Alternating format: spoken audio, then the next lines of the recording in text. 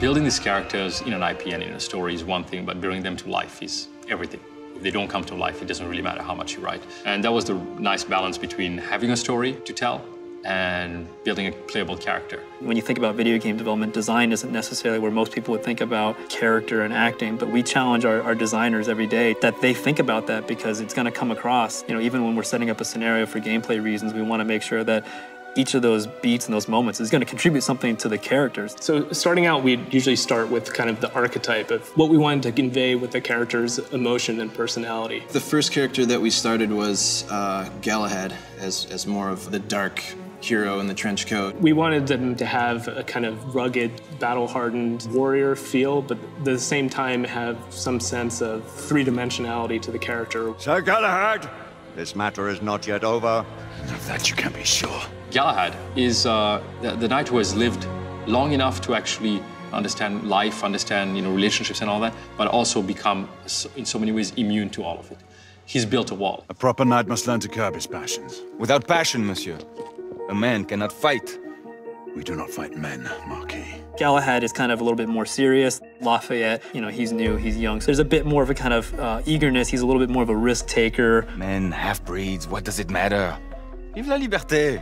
He's a modern-day man. I mean, he brings a little bit of levity to the situation, but for all his joviality, he also has lived through 2 wars that have probably taught him in his position more than anybody could have even in a few hundred years. As the kind of apprentice training knight, we wanted a nice contrast with him and the kind of more seasoned knights in the order. Do you trust anyone, mon général? Never accept, always question. Sebastian Mallory is one of the elder knights. He has lived long enough that he's seen a lot more than anybody else, practically. And so he just had the kind of poise and sense of kind of this grizzled veteran. Stop for a pint, did you?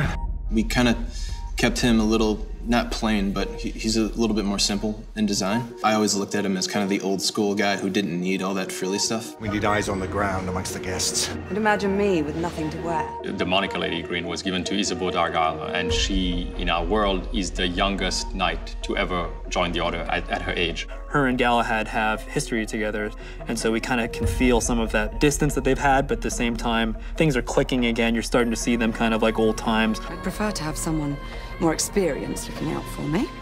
I thought you needed no looking after. She's a grounding force to a lot of people. She speaks her mind. She's as strong and is as deft and as skillful as Galahad is. Do try not to lag behind.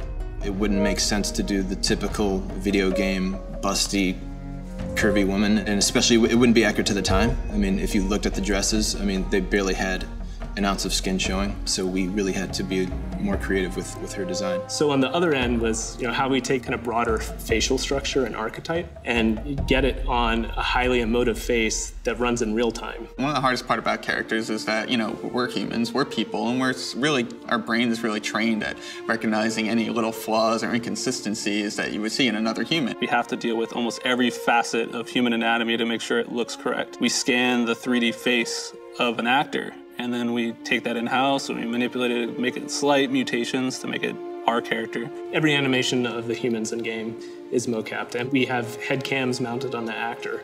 So we get simultaneous body and facial performance. Most fetching, was she not? I hadn't noticed. That is because you are not a Frenchman. You are the most American Frenchman I have ever known.